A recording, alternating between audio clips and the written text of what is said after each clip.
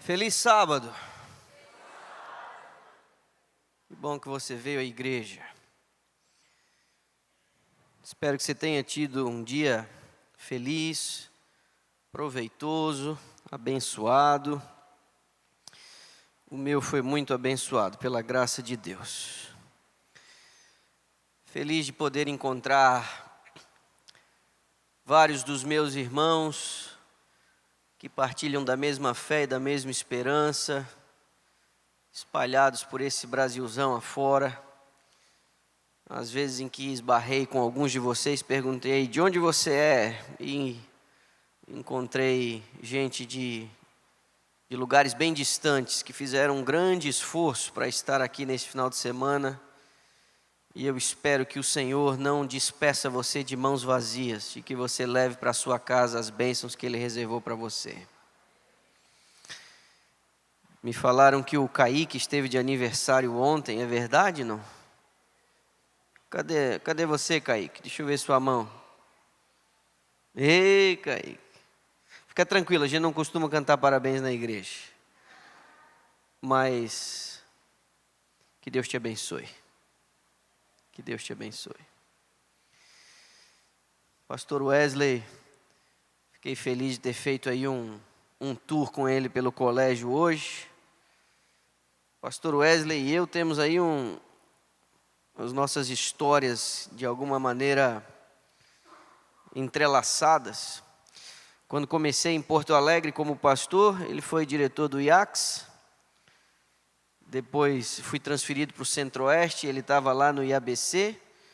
Talvez seja um sinal de que eu vá acabar trabalhando por aqui por perto, porque onde ele está, eu de alguma forma estou ali meio por perto, né? Mas se eu não vier para o lado de cá, pastor, cuide do meu filho, por favor. Daqui a alguns meses estará aqui, na graça de Deus. Vim acompanhado do meu mais velho. Minha esposa e o caçula ficaram em casa. E eu aproveito para mandar um beijo para eles. Você sabe que quando você ama alguém, você pode estar em qualquer lugar fazendo qualquer coisa, por melhor que seja, é como se estivesse faltando um pedaço de você, não é? E para mim é tão bom ter minha esposa e os meus filhos próximo a mim enquanto eu ministro a palavra. Então, mas o mais velho aí está honrando a família. Feliz de ter encontrado a Bruna e o Jefferson, que atuam e servem com vocês aqui no ministério do GYC Brasil.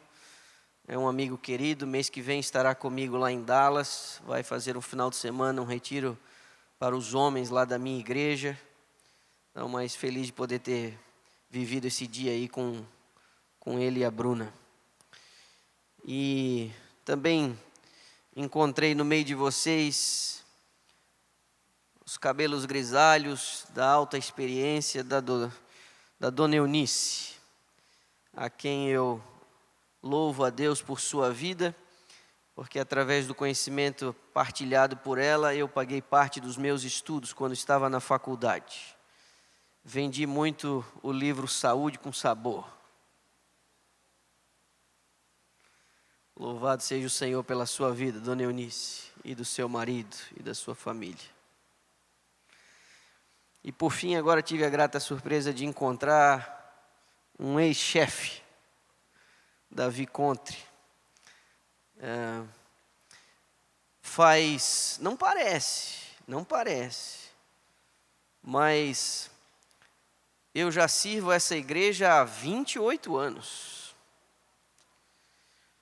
Eu já fui office boy da Associação Catarinense e fui contratado pelo Davi. Eu tinha 15 anos.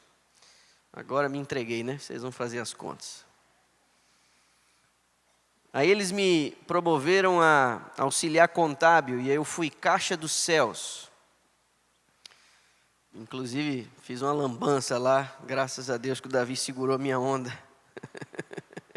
Mas isso é história para um outro dia. Quem acompanha os meus sermões de Dallas deve ter ouvido essa história. Depois eu fui comportor para pagar os estudos. Depois fui líder de comportagem. Fui auxiliar de uma igreja, então fui pastor auxiliar. depois fui pastor distrital, depois servi como departamental. Ou seja, eu já fui um bocado de coisa nessa igreja. E tenho servido essa igreja há quase 30 anos. E para mim tem sido uma honra poder contribuir com um pedacinho do trabalho que Deus confia a mim. E eu digo a você, quando eu ia com os malotes para o banco como um office boy, e hoje quando assumo o púlpito diante de uma audiência, ministrando a palavra de Deus, a minha alegria é a mesma, o meu senso de dever é o mesmo, e a maneira como Deus lê o coração da gente continua sendo da mesma forma.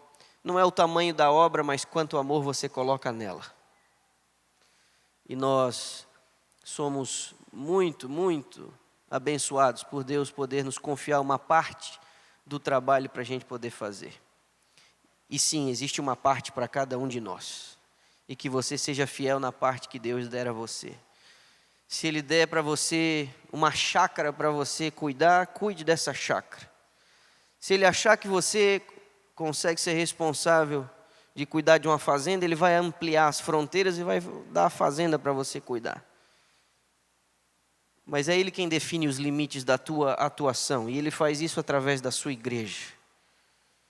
E que você seja dedicado, humilde, e que você faça com o máximo das suas forças o trabalho que Ele der para você fazer. Se você tem a sua Bíblia, eu vou pedir para você abri-la na primeira folha. Capítulo 3 de Gênesis. Nós vamos começar aqui. Mas, já adianto, de Gênesis 3, vamos a Apocalipse 17, logo na sequência. O famoso e tão esperado verso da Bíblia que, querendo ou não, acaba servindo como uma plataforma para todo esse final de semana, não é? Gênesis 3, pode abrir aí na sua Bíblia. E tendo encontrado, eu vou pedir para você inclinar a sua cabeça uma vez mais. Querido Deus e amado Pai Celestial, é sábado, estamos em horário sagrado, estamos num lugar também separado para adoração ao Senhor, e nós nos sentimos felizes e abençoados, porque temos noção de onde viemos, porque estamos no meio dessa bagunça, e também temos noção do destino que o Senhor nos propôs. Eu peço que nesse momento o Senhor abra o nosso entendimento e que com um coração humilde e reverentes nós nos aproximemos do Senhor para recebermos as Tuas instruções. Nós somos limitados, a nossa capacidade é limitada, estamos afetados pelo pecado, os nossos sentimentos estão contaminados, as nossas memórias estão cheias de traumas. Mas nós pedimos que o Senhor nos limpe agora e que não haja nenhuma interferência para aquilo que o Senhor quer nos comunicar nesse momento. Nós precisamos do Senhor.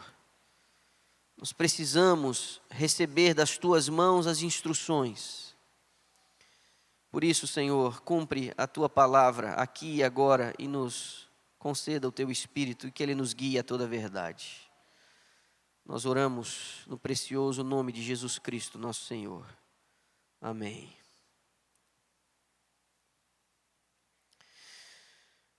Se você não esteve aqui ontem à noite, talvez tenha sido das 5 oportunidades que eu vou ter de assumir o púlpito, talvez tenha sido a mais árida, porque ontem nós cobrimos um conteúdo histórico necessário que serviria como base para as nossas reflexões no restante do final de semana, mas uma base necessária. Ontem a gente viu que o tema do remanescente é um tema que percorre a linha histórica do plano da salvação. Não que o tema do remanescente seja um dos temas favoritos de Deus, porque na realidade a necessidade de um remanescente se dá por conta de uma maioria que abandona ou desconhece a verdade. Mas Ontem vimos, ironicamente, mesmo o remanescente, que é a parte tirada do todo, mesmo este remanescente, como entidade coletiva, não tem sido definido exclusivamente pela santidade das pessoas que compõem o movimento, mas pela luz avançada que o movimento possui. Ontem vimos que ser remanescente não é uma questão de família, não é uma questão de sangue, não é uma questão de etnia. Ser remanescente é uma questão de escolha. E ainda que você trafegue, caminhe no meio do remanescente, não necessariamente você é um deles, porque você precisa dar uma resposta à altura. Ismael e Isaque eram filhos de Abraão, mas um não deu bola para o plano. Esaú e Jacó apreciaram de maneira diferente as promessas. Os filhos de Jacó também reagiram de maneira variada à proposta que lhes foi colocada. Vimos que o povo de Israel, cheio dos seus altos e baixos, mencionei, não foi senão aos trancos e barrancos que foi Deus desenvolvendo o plano da salvação, apesar de toda aquela instabilidade do povo. Ironicamente, mencionamos ontem que o próprio remanescente é quem mata Jesus. A chancela é de Roma, mas o veredito, a traição, veio do próprio remanescente, que não reconheceu o legislador, que não reconheceu o Messias. A igreja, ela surge no seio do judaísmo, como sendo a alternativa de Deus a uma resposta inadequada do judaísmo. Vem a igreja cristã, a igreja apostólica, que caminha sob a mesma plataforma da verdade, mas agora ampliada, uma luz mais ampla, que vem do Calvário e da ressurreição, anunciando ao mundo aquilo que havia sido prometido pelos patriarcas e profetas, encontrara seu cumprimento em Jesus de Nazaré. E agora o mundo, ele é avisado, temos um Salvador, a dívida foi paga, foi quitada, e Ele intercede por nós junto ao Pai. Você diz amém? Essa era a grande mensagem da igreja cristã, que se corrompe, que se prostitui, e que necessita de uma intervenção através da reforma, uma reforma que dá os passos para um resgate de verdades esquecidas. Você deve lembrar, quando a reforma chega para chacoalhar o mundo, na metade ali do 16º século, um pouco antes até, a reforma não traz nenhuma novidade.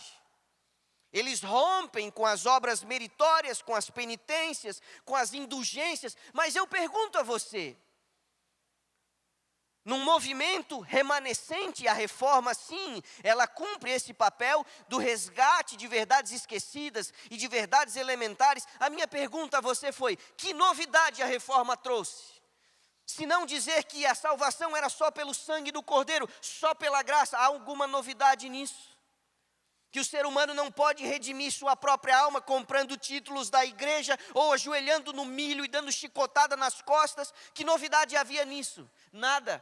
Porque sempre que o remanescente entra em cena, sempre que o movimento reformatório entra em cena, ele não traz nada novo.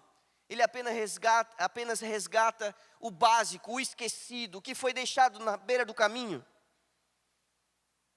Pois bem,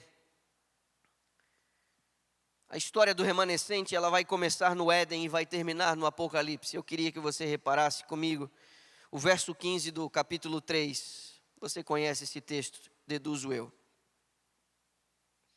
Porém, inimizade entre ti e a mulher, entre a tua descendência e o seu descendente. Este te ferirá a cabeça e tu lhe ferirás o calcanhar. Agora, eu vou pedir para você dar um salto ao Apocalipse 12, verso 17. Você pode até marcar as 2 páginas aí, viu? Lá lemos, irou-se o dragão contra, o que diz a tua Bíblia? A mulher, e foi pelejar com os restantes da sua descendência. Estes restantes são os que guardam os mandamentos de Deus e têm o testemunho de Jesus. Eu quero que você perceba algo notável e vou pedir para você dar uma olhada no telão. eu tomei a liberdade de fazer aqui uma comparação. Um paralelo entre Gênesis 3:15 e Apocalipse 12:17. O que você consegue perceber aqui são elementos em comum nos dois versos. Em ambos os textos você vai ver Satanás na forma de serpente e lá na forma de dragão. Lembrando que nos versos que precedem o verso 17, ali do 7, 8, ele também é chamado de serpente, a antiga serpente, certo? Ali você tem todos os títulos. Você vê nos dois quadros a figura da mulher. Você vê nos dois quadros a semente da mulher. E você vê nos dois quadros inimizade e uma ira, uma guerra, uma contenda entre estes elementos. Ou seja, Gênesis 3:15, Apocalipse 12:17, eles formam um paralelo. Você vê Satanás atacando, você vê uma mulher representando o povo de Deus, você vê uma semente fiel preservada, você vê conflito, oposição, perseguição e Deus intervindo na história. É Deus quem coloca a inimizade e é Deus quem sustenta diante da ira contra o restante da descendência da mulher.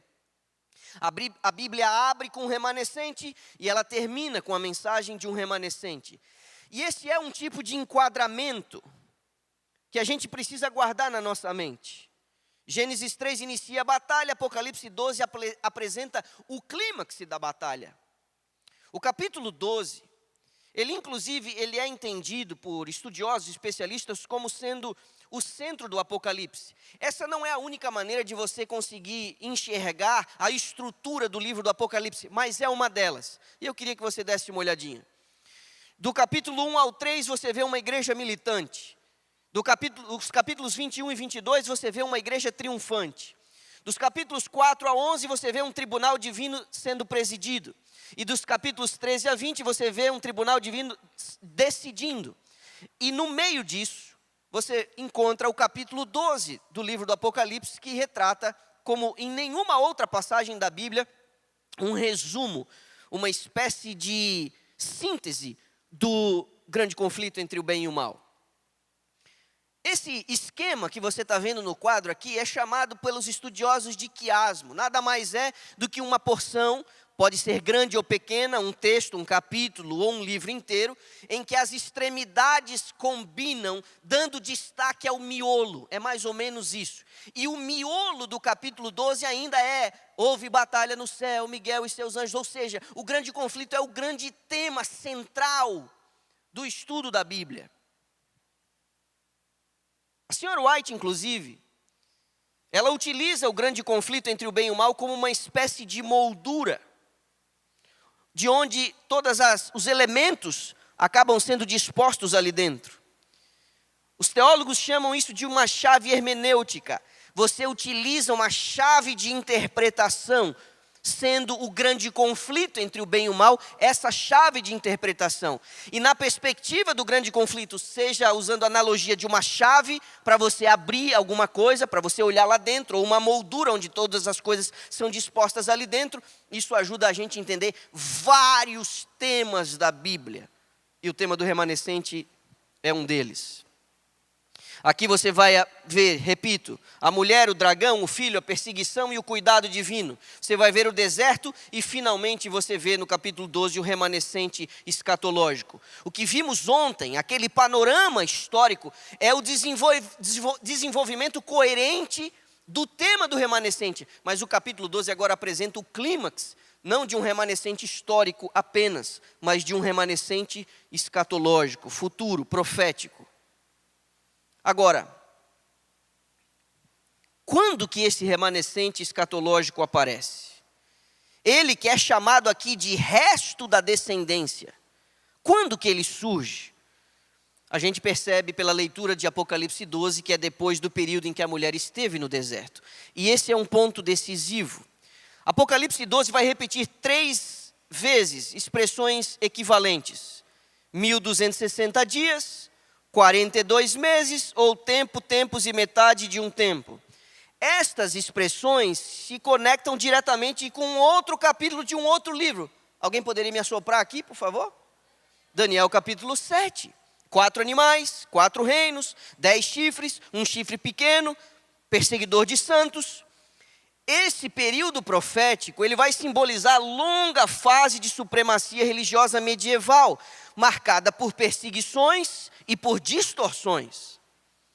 Estes elementos simbólicos fazem coisas descritas simbolicamente num quadro temporal simbólico. Então esse é o contexto adequado para que a gente possa aplicar um princípio profético chamado de princípio dia-ano. Os intérpretes adventistas, eles vão reconhecer o ano de 538, já da nossa era, como início de uma fase de supremacia papal. Isso se arrasta até o final do século XVIII. A data é bem definida. O aprisionamento do Papa, a mando de Napoleão, pelo general Berthier, isso se dá em 1798. Isso é uma parte importante do assunto da Revolução Francesa. Agora, se o remanescente ele vai surgir apenas depois desse período, então, primeiro, nenhuma igreja nascida na Reforma, nos séculos 16 e 17, poderia ser o remanescente escatológico, porque cronologicamente não bate. Segundo, e na mesma linha, o remanescente ele deve surgir somente depois de 1798, o período em que a igreja recebe abrigo no deserto, início do século XIX. Essa é a primeira característica para a gente entender, definir e identificar o remanescente final. Agora, embora esse quadro temporal não revele quem é o remanescente, pelo menos ele mostra quem o remanescente escatológico não é. Se o remanescente só aparece depois do período do refúgio da mulher no deserto, todas as igrejas da Reforma não se encaixariam na profecia, na característica temporal. Embora pessoas destes movimentos reformatórios, dessas organizações, possam fazer parte, de fato são, do remanescente, essas denominações como entidades corporativas, elas que surgiram diretamente da Reforma, que se deu no século XVI e XVII, elas surgiram muito cedo para ser o resto da semente da mulher. Estamos bem até aqui? Estamos bem? Então, e graças a Deus, a identificação do remanescente, ela não depende apenas desse único elemento, que tem que ser depois dos 1260 anos de supremacia. Até porque surgiram outras, inúmeras, organizações religiosas depois do fim desse período profético. A gente vai precisar de outras características para identificar o remanescente no tempo do fim. E essas características, elas existem. Agora, o resto da descendência da mulher, que você tem no finalzinho do verso 17, apresenta duas coisas. O resto da descendência da mulher. Os que, diga para mim, guardam os mandamentos de Deus e têm o quê? O testemunho de Jesus. Ora, me permita refrescar sua memória. Me permita refrescar sua memória sobre a relevância de guardarmos os mandamentos de Deus. É 1 João, no capítulo 2, verso 4, que diz, aquele que diz que conhece e não guarda seus mandamentos, ele é o quê? Isso é Novo Testamento. Isso é o próprio apóstolo João, no crepúsculo do seu ministério, dizendo, não venha me falar que você ama a Deus e você vive a vida do seu jeito, porque quem ama obedece. O apóstolo Paulo, o apóstolo da graça, ele diz, anulamos a lei pela fé? Não, de maneira nenhuma, antes estabelecemos a lei. É João de novo, agora citando as palavras do próprio Jesus. Aqui, se me amais, guardareis os meus mandamentos. E aí, eu não tenho como não enfatizar um que foi deixado pelo caminho. Porque, meus irmãos, quando você for confrontado, ora bolas, porque vocês ainda insistem em guardar esse negócio de sábado? Você diga, pela mesma razão que guarda o primeiro mandamento. Por que você insiste em guardar o sábado? Se estamos sob a graça, pela mesma razão que ainda guarda o terceiro mandamento, o sétimo mandamento, o quinto mandamento, o nono mandamento. A razão é a mesma. A ênfase que damos ao quarto é porque dos 9, esse foi deixado pelo caminho. Por quê? O remanescente não traz nada novo. O remanescente apenas resgata aquilo que foi deixado pelo caminho. Nós levamos na placa da nossa igreja, estampada na frente do edifício, um nome que é para chamar a atenção a algo que foi esquecido. Se o mandamento esquecido tivesse sido o sexto, daríamos ênfase ao sexto, mas não é esse o caso. Por isso, o remanescente final, insistentemente, ele vai permanecer guardando os mandamentos de Deus. E inclui esse aqui. Você conhece de cor. Lembra-te do dia do sábado para o santificar. O 7º dia é o sábado. Para aqueles que acham que isso não está muito bem definido na Escritura. E apresenta ali as obras de Deus, é Ele aqui que descansou. Por quê? Porque em 6 dias fez o Senhor os céus, a terra, o mar e tudo que neles há. Pois bem, em Apocalipse capítulo 14, versos 6 e 7, nós temos a proclamação de uma mensagem. Esse é o contexto da última advertência dada ao planeta, o último convite. Aqui é feito um alerta, mas lá pelas tantas, no meio desse alerta, diz que aquele que deve ser adorado é o que fez o céu, a terra, o mar e as fontes das águas. Gente, isso aqui não está aqui à toa. A linguagem da mensagem angélica pregada no tempo do fim, ela é retirada diretamente do 4º mandamento. E não tem como a gente ignorar esse detalhe, se é que posso chamar de detalhe. A segunda marca do remanescente, além de a gente saber que é depois do período profético de 1260 anos, a segunda marca é a guarda dos mandamentos. E isso inclui o 4º mandamento, o sábado bíblico. Mas há uma terceira característica. Porque o remanescente, além de guardar os mandamentos, a Escritura diz que eles possuem o testemunho de Jesus. Você deve conhecer o texto. Capítulo 19, o verso 10 diz que o testemunho de Jesus é o espírito da profecia. Mas você sabe, tem muita gente que olha isso e diz, mas será? Me permita dar um reforço. Não que o verso 10 do capítulo 19 seja insuficiente, mas a Bíblia dá um reforço para nós, sobre um episódio ocorrido no capítulo 22 e no verso 9. Porque aqui, diante do espanto de João, a expressão dele foi de se jogar aos pés do anjo. E o anjo repreende, porque não é o anjo do concerto, é um anjo mesmo. E ele diz, levanta daí, cara, você não pode me adorar. Eu sou conservo teu e dos teus irmãos. Aqueles que mantêm o testemunho de Jesus. Você tem que adorar a Deus. O testemunho de Jesus é o espírito da profecia. Só que no capítulo 22, versos 8 e 9, você tem uma espécie de déjà vu aqui. Você tem uma repetição. João, ele que ouviu e viu essas coisas, quando ouviu e viu, ele se prostrou de novo aos pés do anjo, que mostrou aquelas coisas, e ele se prostrou para adorá-lo. Então o anjo disse, não faças isso, eu sou conservo teu, dos teus irmãos, o que diz? Os profetas, e dos que guardam as palavras deste livro. Então, por favor, se eu fizer aqui um quadro comparativo, o que você consegue identificar aqui? Várias semelhanças. Só que no capítulo 19, diz que os irmãos são os que mantêm o testemunho de Jesus. Só que no verso 8 e 9 do capítulo 22, diz que esses irmãos são quem? Os profetas. Ou seja, a terceira marca do remanescente escatológico é que eles contariam com o ministério profético. Eles contariam com a manifestação do dom de profecia. São 3 características do remanescente escatológico. E aqui vale lembrar, meus irmãos, não é preciso ser canônico para ser um profeta. Não é preciso ser canônico para ser um grande profeta. Pastor, de onde é que o senhor está tirando isso? E me explica o que é canônico. Canônico é o seguinte, pode haver ministério profético sem que haja produção literária no cânon. Da onde, pastor? Você tem aí na sua Bíblia, por acaso, as cartas de Natã? Quem foi Natã? foi um profeta. E a minha pergunta, um profeta relevante ou não?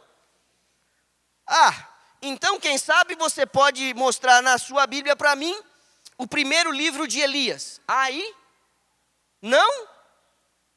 Nenhuma cartinha? Quer dizer, até tem uma que ele manda lá para o rei do norte, né? Mas tem um livro aí de Elias? Não há.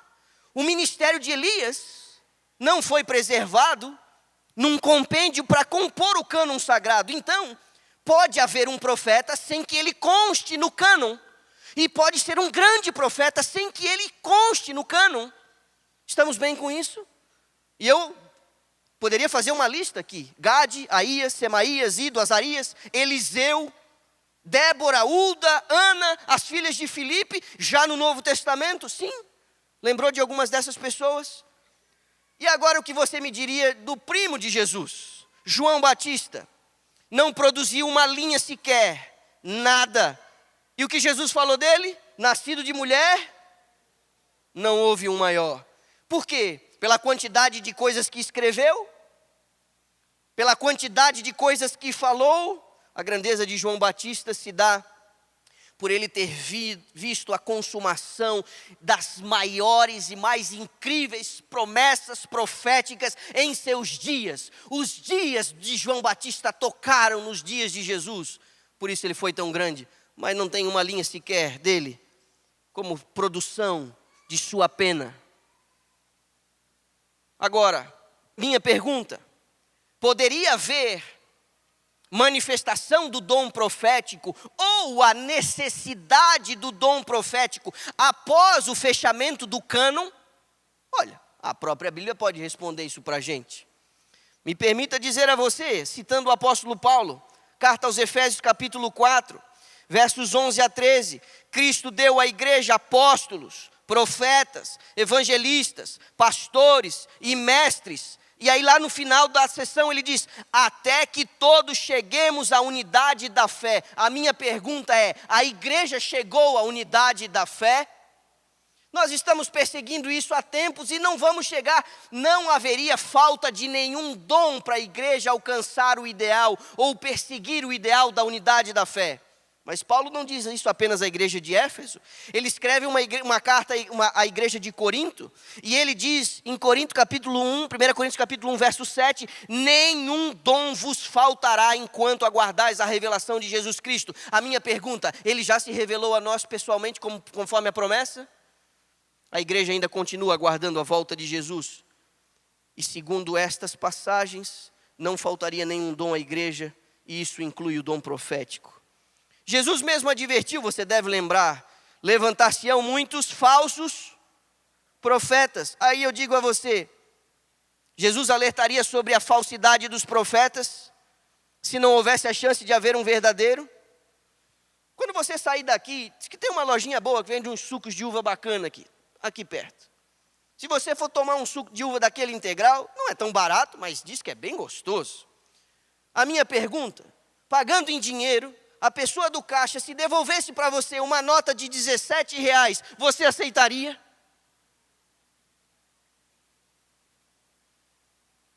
Por que você não aceitaria de troco uma nota de R$17? Você está tão mal-humorado assim hoje? Você não aceitaria de troco uma nota de R$17 pela simples razão dessa nota não existir? Quando Jesus diz, cuidem com os falsos profetas, você tem aqui a implicação de que haveriam profetas verdadeiros. Agora, meus irmãos, quero me divertir com vocês aqui agora. Em cada intervenção marcada por tempo profético, Deus sempre fez uma mesma coisa. Eu quero que você repare comigo nesse quadro. Se funcionar. Diga para mim o evento que eu estou assinalando no quadro. Que evento é este? Dilúvio. Responde para mim. Neste evento histórico, envolvendo uma marcação de tempo. Quanto tempo que diz para mim? 120 anos. O tempo da construção e da pregação de Noé. A construção do barco e a pregação indicando o fim iminente. A minha pergunta: Deus contou com este evento temporal, histórico, com marcação de tempo? Deus contou ou não com o ministério profético? Diga para mim. Deus contou. Normalmente nós falamos de Noé, não é? Mas devemos lembrar que Enoque também anunciou este período. Ambos proclamaram o dilúvio, a destruição por uma grande inundação. E aqui você tem a manifestação do dom profético numa intervenção temporal, com marcação de data. Percebe? Vamos ao próximo. Qual é o evento aqui? Cativeiro babilônico. Qual é o período de tempo? Diga para mim. Quanto tempo? Oh, desculpa, eu estou meio me apressando, né? É o cativeiro egípcio, não é?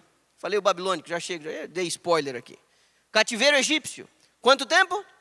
400 anos. Diga para mim, quando surge o assunto de que eles passariam uma temporada no Egito, reduzidos à escravidão? Para quem Deus anunciou isso? Deus falou para Abraão.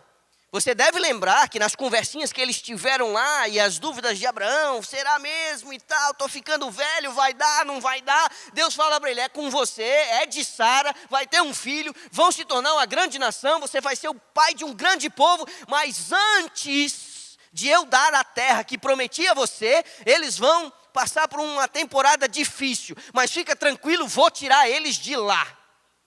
Isso está registrado. A minha pergunta, essa profecia foi dada a Abraão, certo? Mas quando ela se cumpre, havia ou não um profeta para recepcioná-la? Quem foi o profeta que recepcionou o cumprimento dos 400 anos profetizados? Diga para mim. Moisés. Ok? Agora sim, Manolo. Cativeiro babilônico. Qual é o período de tempo? 70 anos. Diga para mim uma das vozes mais relevantes dizendo, vai ter cativeiro, não tem volta e vai ser 70 anos. Quem falou isso? Foi Jeremias. Porém, naquela belíssima oração do capítulo 9 do livro de Daniel, o que a gente vê bem no início do capítulo? Daniel está debruçado lendo o quê? Os livros do profeta Jeremias. Só que Daniel, inteligente que era, pelo menos assim no capítulo 1 está dizendo lá que ele era bem inteligente, ele faz as contas e ele percebe o quê? Que a hora de voltar para Jerusalém estava chegando e não havia nenhum indicativo de mudança. Então ele ora aquela belíssima oração do capítulo 9, certo? Então, se dentro dessa marcação de tempo, na linha histórica, há uma profecia de 70 anos, um profeta promulga, um outro profeta está lá para recepcionar o cumprimento da profecia. Você consegue perceber o padrão? Enoque, Noé, Abraão, Moisés, Jeremias, Daniel. Vamos para a próxima? Essa aqui é bonita, uma das que eu mais gosto. Qual é o evento aqui? A vinda do Messias. Diz para mim qual é a duração dessa profecia de tempo. São as 70 semanas do mesmo capítulo 9 de Daniel. Quem promulga a profecia? Diga para mim. Agora diz para mim quem a recepciona lá no Novo Testamento. Quando você vê João Batista iniciando a pregação, lá no Evangelho de Marcos ele diz assim, o tempo está cumprido.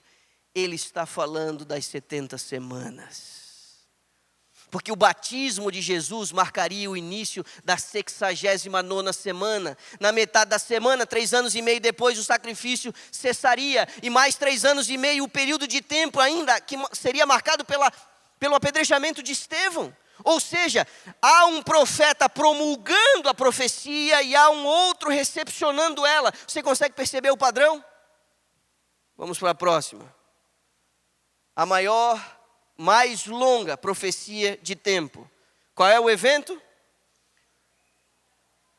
Purificação do santuário, o juízo investigativo. Até 2.300 tardes e manhãs e o santuário será purificado. Pergunta para você. Qual profeta promulgou esta profecia? Daniel.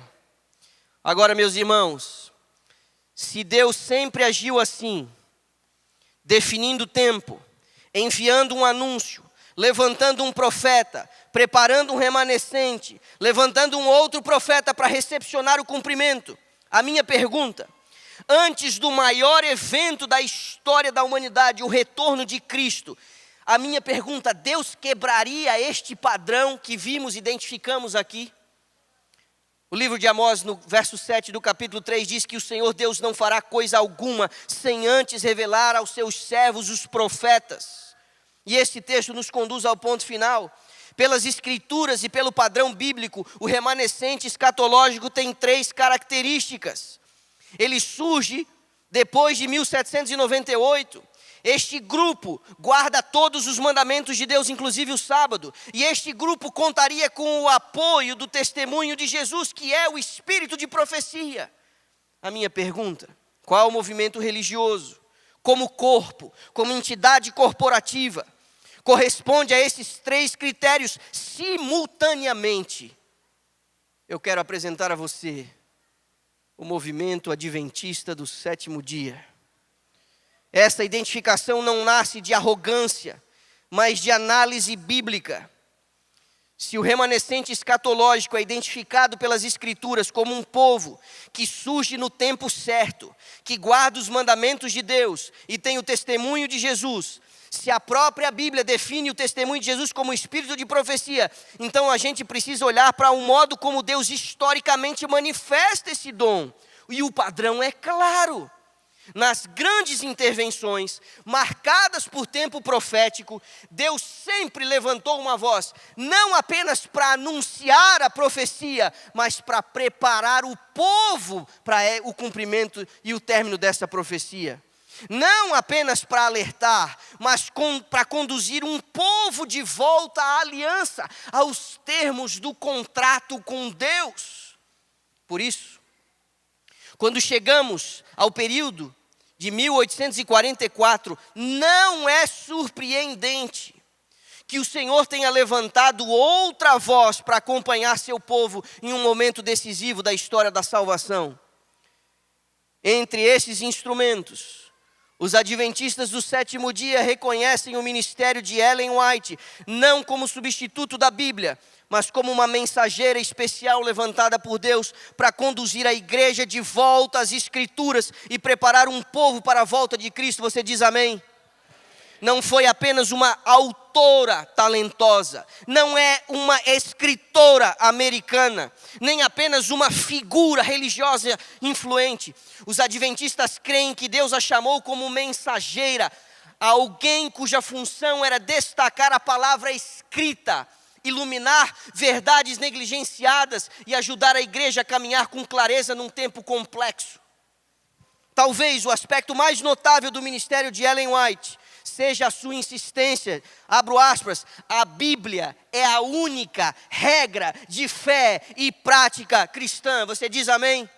Ela diz, não dar nova luz, mas imprimir vividamente no coração as verdades já reveladas.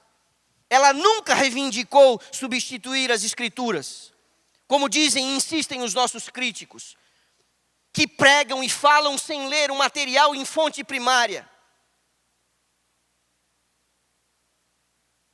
Para você saber qual a relação da Sra. White com a Bíblia, você precisa ler o que ela diz a respeito dos seus escritos em relação à Bíblia, e não o que alguns estão dizendo. Pelo contrário, cada vez que alguém tentava usar os seus escritos para fundamentar doutrina, ela interrompia e dizia, queremos evidências bíblicas para cada ponto que avançamos. E talvez aqui alguns de nós precisemos avaliar o uso dos testemunhos. E deixa eu falar com carinho aqui para vocês. Sábado de manhã, culto, igreja cheia, nós precisamos do povo com a Bíblia aberta no colo. Nós não precisamos de uma enxurrada de textos do Espírito de profecia num sermão num sábado pela manhã. Nós precisamos da Bíblia. Não use os testemunhos de maneira equivocada. A Bíblia precisa ser exaltada. Os testemunhos do Espírito de profecia cumprem um papel, mas não devem ganhar o destaque nas nossas reuniões e nos nossos cultos. Eu já cometi erros como esse. Bíblia.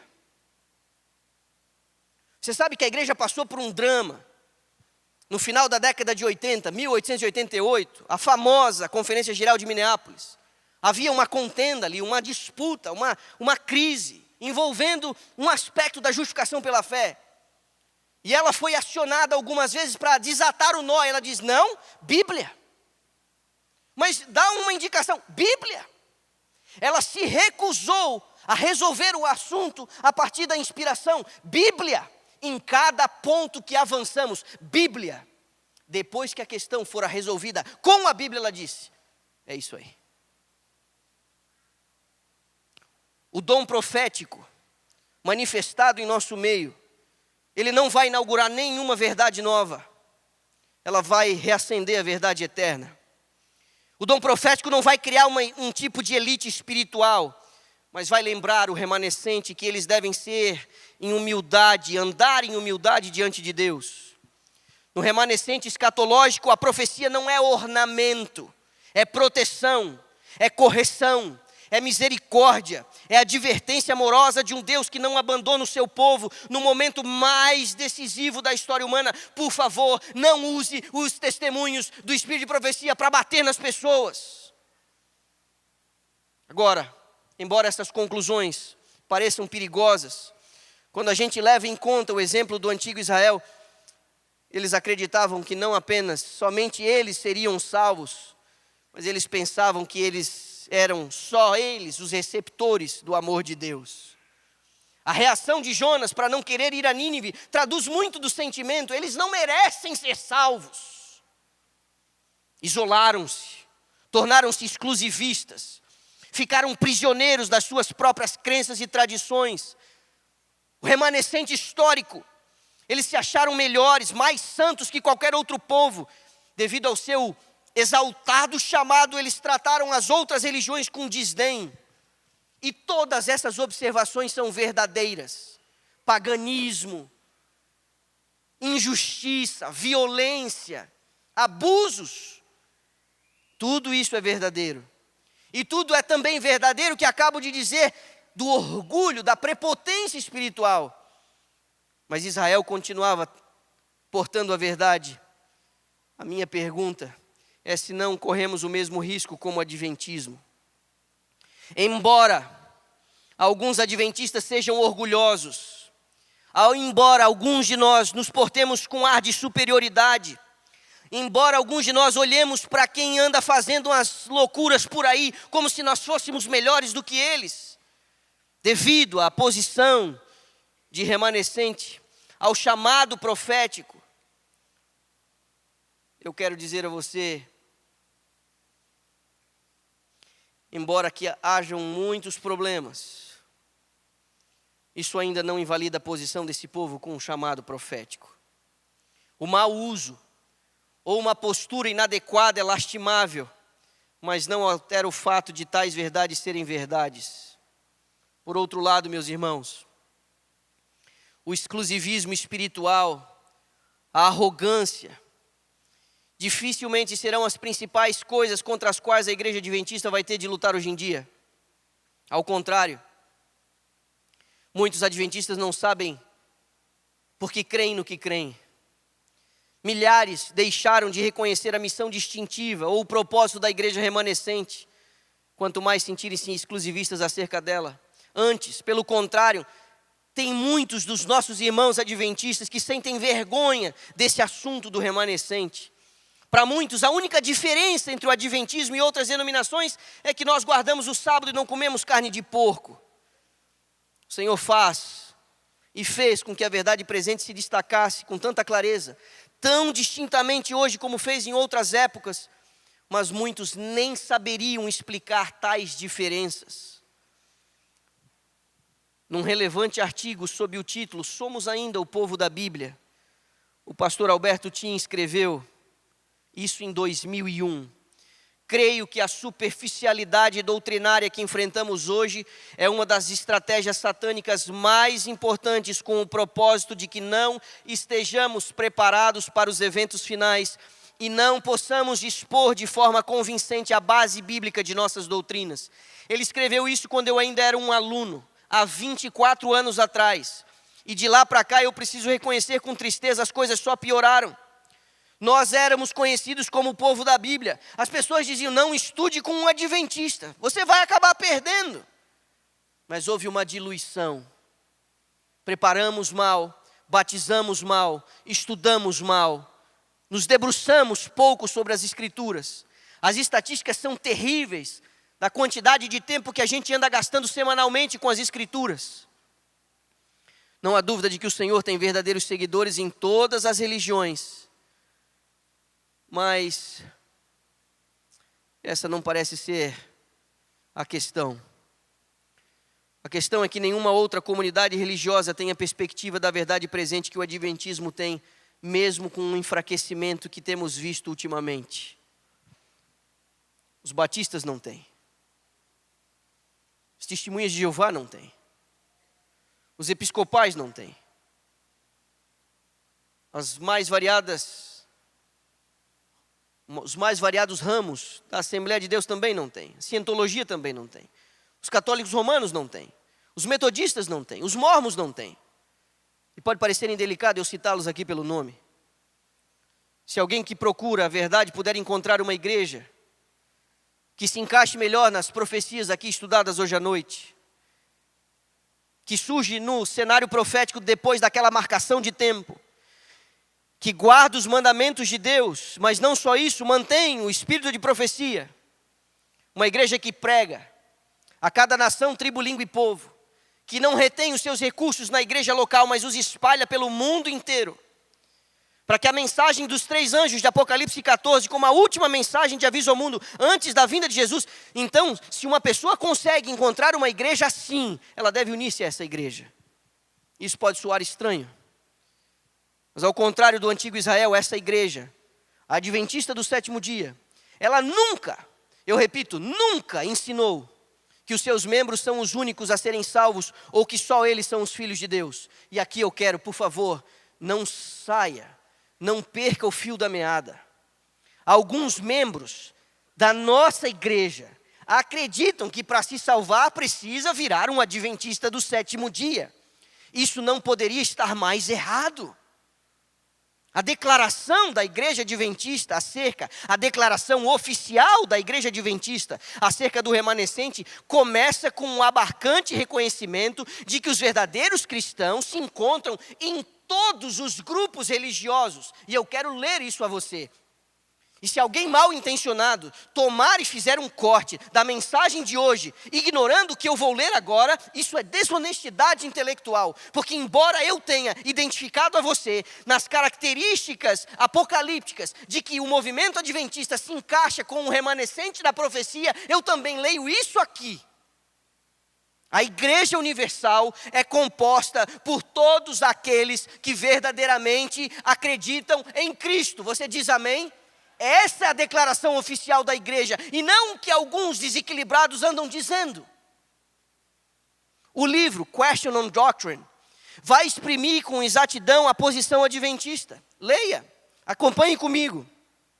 Acreditamos que a profecia de Apocalipse 12:17 aponta para a experiência e obra da igreja adventista do 7º dia, mas não acreditamos que só nós constituímos os verdadeiros filhos de Deus, que somos os únicos cristãos verdadeiros que existem na terra hoje.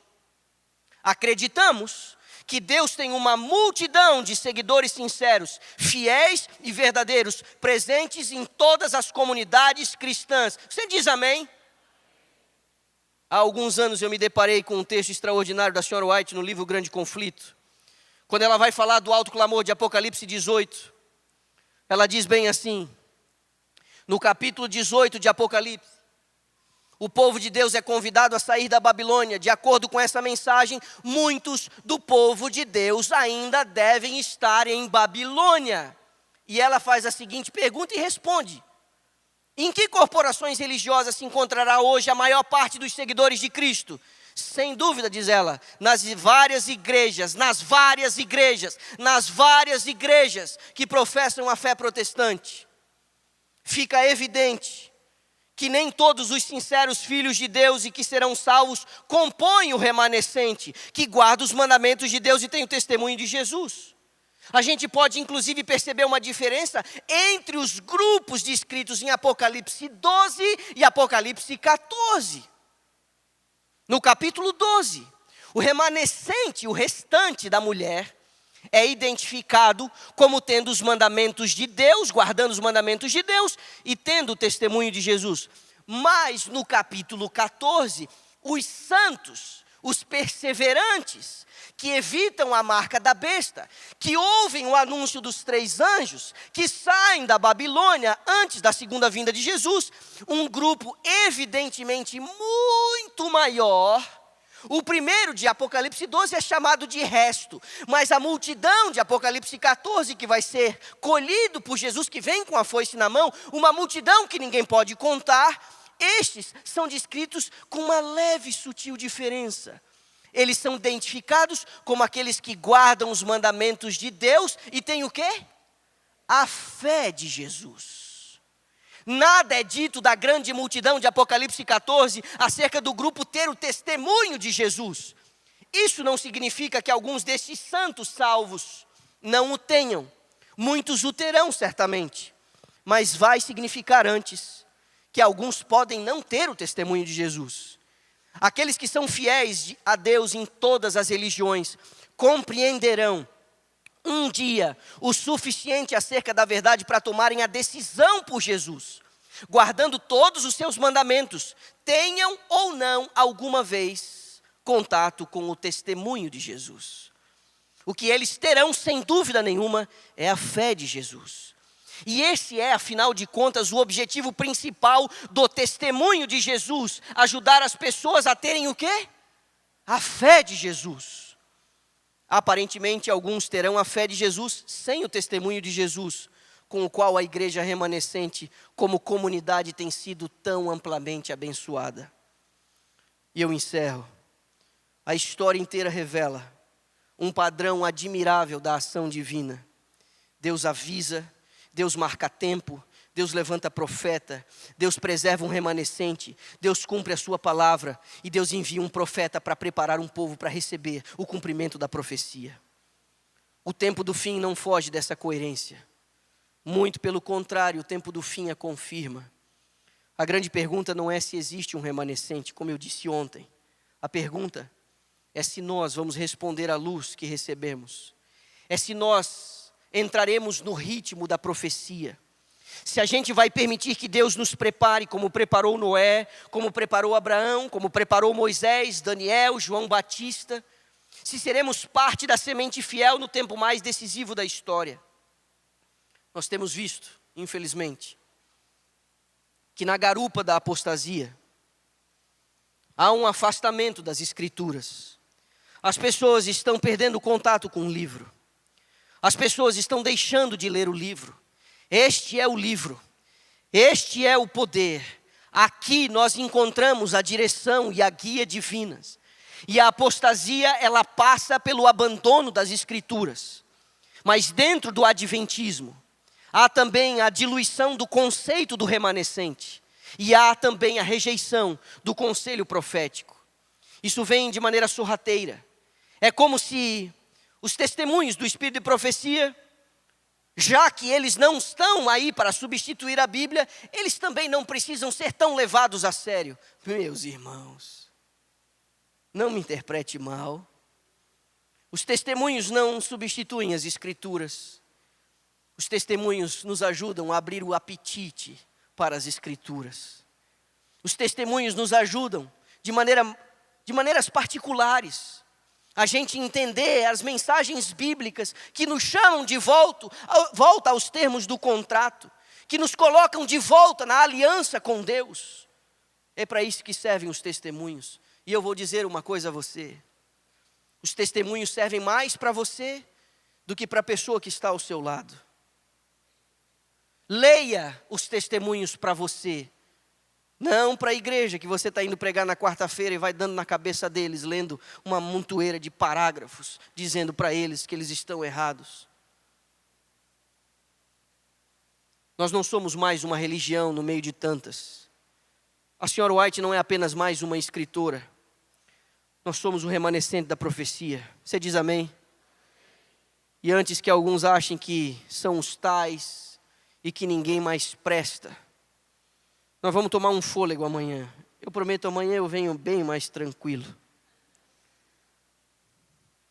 Nós vamos tomar um fôlego amanhã. Amanhã de manhã eu quero conversar com vocês sobre o suprimento do remanescente. O que o remanescente vai precisar ter para atravessar o vão do deserto e chegar à terra prometida. Pode ser muito estimulante o tema de amanhã, pela manhã para você. E à noite nós vamos precisar tomar muito cuidado, porque eu quero me debruçar com você sobre um inimigo impiedoso, que tem voltado os seus ataques de maneira peculiar aos restantes do descendente da mulher, os que guardam os mandamentos de Deus e têm o testemunho de Jesus. Nós vamos fazer um raio-x desse inimigo, desse arqui-inimigo, desse poderoso general que encontrou prazer em destruir as criaturas de Deus e minar os planos e a igreja de Deus. E no domingo pela manhã, talvez a gente tenha a conversa mais séria que a gente precisa ter no final de semana. Nós vamos tomar fôlego e impulsão amanhã, para a gente poder aguentar o tranco no domingo pela manhã. Mantenha-se em oração, por mim, por você, por sua família, pela igreja que você serve e ama. Deus está conduzindo as coisas. E apesar de vivermos no tempo, quem sabe, mais sensível e difícil da história, para este tempo, qual nunca houve, há um poder disponível, qual também nunca houve. Nós vamos ouvir ainda uma última mensagem. Talvez a poesia, a melodia ainda inspire você para deixar este recinto com seu coração cheio da presença de Deus. Mas me permita ainda fazer uma prece, por favor, feche os seus olhos. Querido Deus e amado Pai,